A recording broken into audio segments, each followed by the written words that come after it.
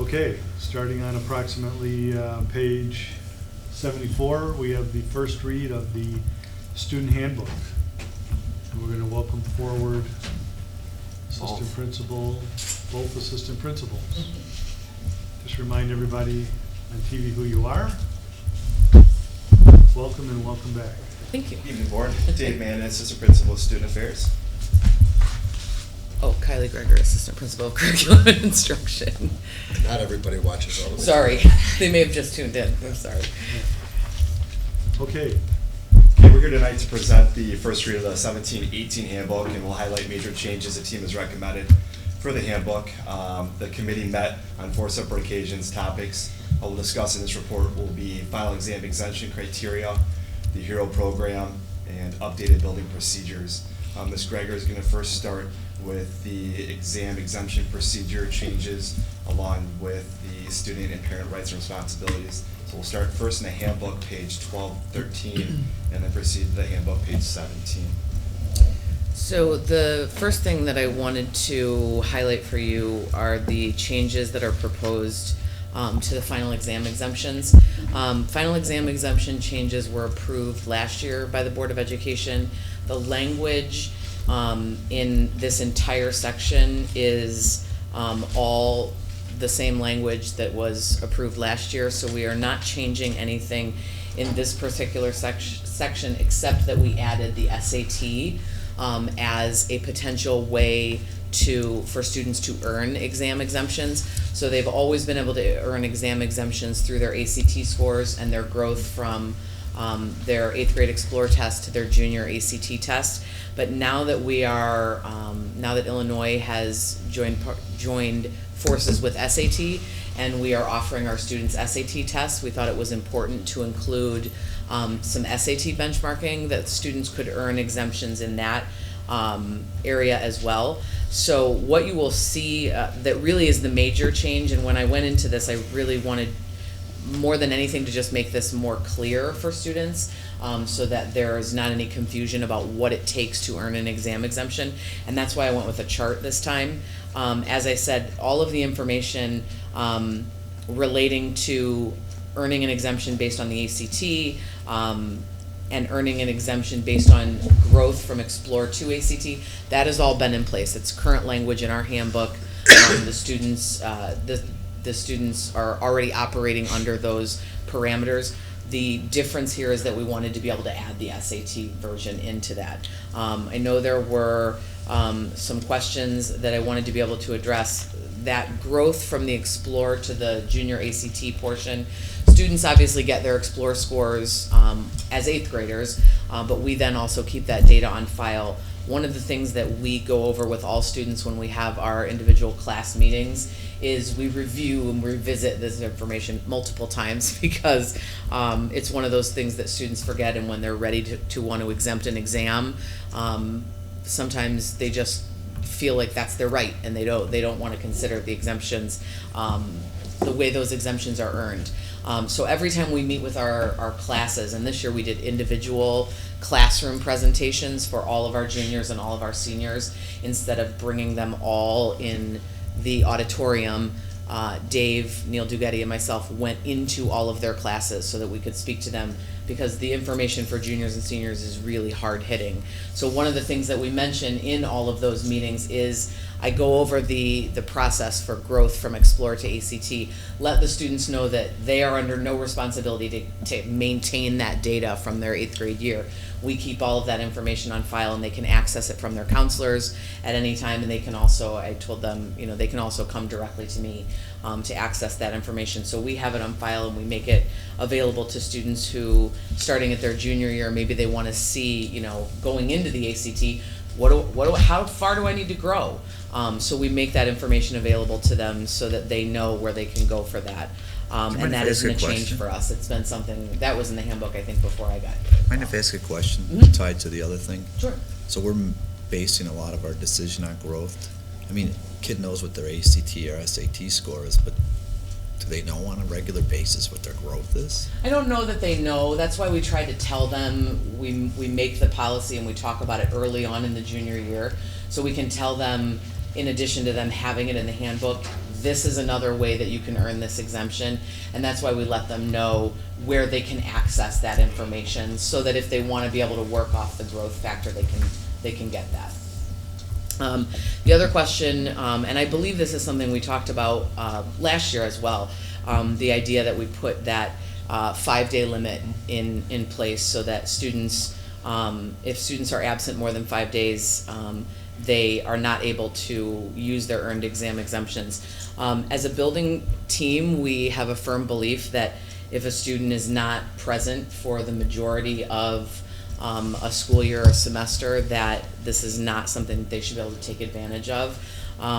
One of the things that we consider when looking at that, for me, for a curriculum standpoint, if I am going to allow a student essentially to opt out of a final exam where they are showing what they have learned over the course of the entire year, if I'm going to offer that to a student, I need to know that they have been in the class to receive all of that information over the course of a year. Also, kind of from the student affairs side of that, when our district goal is tied to attendance, one of them, we need to look at ways that we can incentivize our students and that we can hold our students accountable for that attendance. That's one of the ways that we are able to meet that goal. We know that as educators, we know that when students get to the senior year, seniors get sick a lot, and they get a little tired of school. And we need our seniors to be in class. We're preparing them to go off to college, and this is one of the ways that we stress the importance of them being in the classroom and learning what their teachers have to teach them. And we feel pretty strongly, especially me from the curriculum standpoint, that I can't in good conscience say that I can waive an exam for a student if they haven't been in class enough to get all that they need to get out of that class for that next step. Can we move forward with just like the Sure. highlights of the Yeah. changes and any An questions in-depth- that were in-depth submitted? analysis, And any, I know it's the English teacher That in was me. a I try question, to, what she was I was answering a trying to question answer, that was yeah. Any other submitted. questions, so. no other questions from me on How many that. days do we let seniors take off for college visits? We let seniors take 2 days for college visits, and those college visits are not counted in that total number of 5 days. Why, it's an excused absence, isn't it? We took into consideration the fact that if students are going to a college to pursue their post-secondary options, that wouldn't be something that we would count against them, because we of course encourage our students to It's one of our goals. attend college, and that's one of our goals. So we don't penalize them either for missing for college visits or for any field trips, because those are educational experiences that they go I probably on. wouldn't have asked the question if it weren't for that, so why don't you clarify that when you update it? In terms of the college visits. Yeah, and because that's an the- excused absolutely. absence, isn't it? Yes, Okay. I will add that. That's a great point. Thank you very much. Yeah. Okay. Continuing on page 17, it's a new state policy we wanted to add in our handbook, that in accordance with the requirements, parents and guardians have the right to request teacher qualifications from the assistant principal, curriculum and instruction for teacher qualification, according to, because we are receiving Title I funds. So they can request that, and that could also be viewed on the Illinois State Board of Education's website on the quick links tab. So that's a new update from the state. There was no other large state policies that needed to be added to the handbook, so it was minor procedural stuff that we looked at. In meeting with our parents, one of the concerns was early release, and so we added the early release direct line. Previously, you would have to call the attendance line, and then you would get, please call this other line to get the early release line. So we just wanted to streamline that really quick, identify what that direct line is, and bold that and make sure that that's present in our handbook for students that may be leaving for appointments and things like that. So that was included. On page 23, we deleted the Hall Suite category. We now have the HERO program, and I'll talk a little bit about that. We added some language in the handbook to address Hall Suite, so we deleted that section there.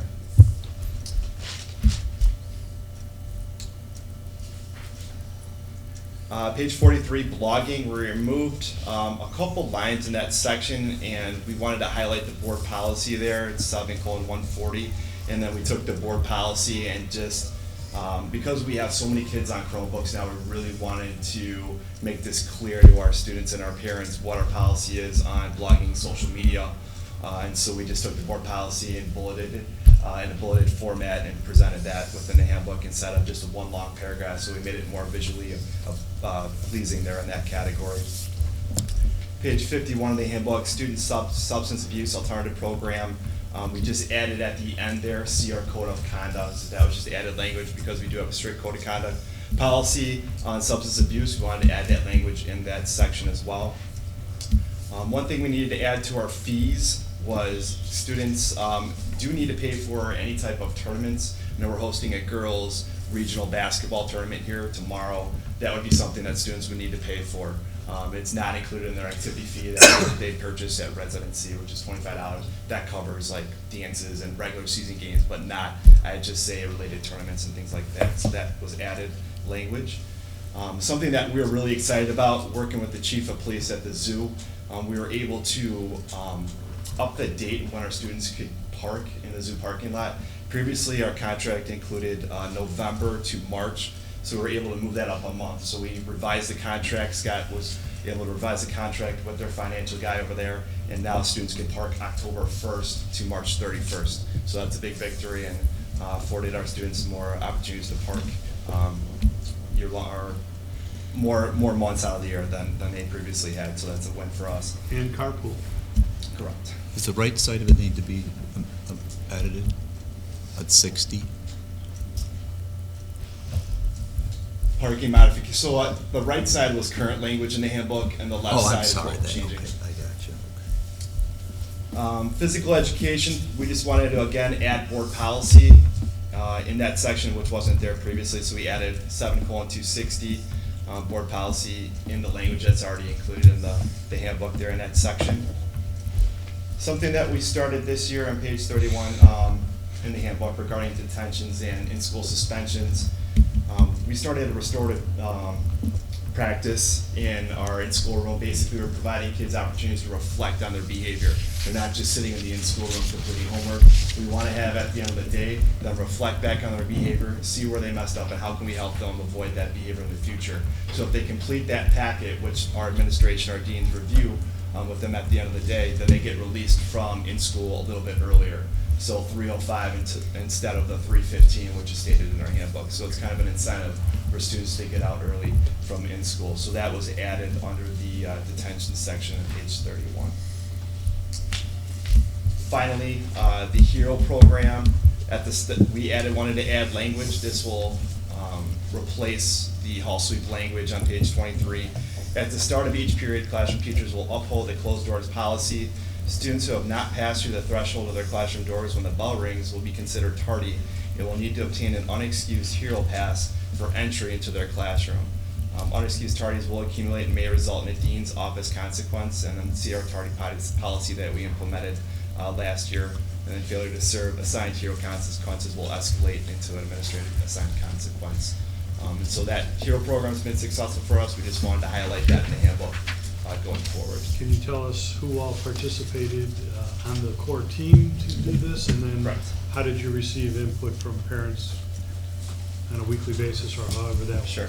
So our board president was involved in our team, our deans of students, and then we had selected staff members from almost every department that were involved. We met on 4 different occasions, along with 5 students and 1 parent, in a formalized setting on those 4 separate occasions. In an informal setting, our deans meet with parents on almost a weekly basis. We keep a log of those conversations. That's where we got input back on our attendance line and things like that. So we are meeting with parents on an informal basis almost weekly, and then we do keep a log which we bring to the formalized handbook setting. And so that kind of encapsulates the changes and updates that we made this year. The board president did almost nothing. Good job, Dave. When does this have to go to print? Spring, we need to get everything in by spring break, so by the end of Okay, so there's a cow, this board will see the cow, the February cow, they'll see changes again. When are you bringing fees, or any additional fees or new fees? We usually bring fees in March, but in the past we have approved the handbook and then contingent on any changes that the board later approves in regards to fees. We print fees as we know them. Correct. Do you see a draft of fees being ready by the February cow so that the board can see an idea of fees? We certainly can do that. One concern that I have is one of the fees that is in that bundle.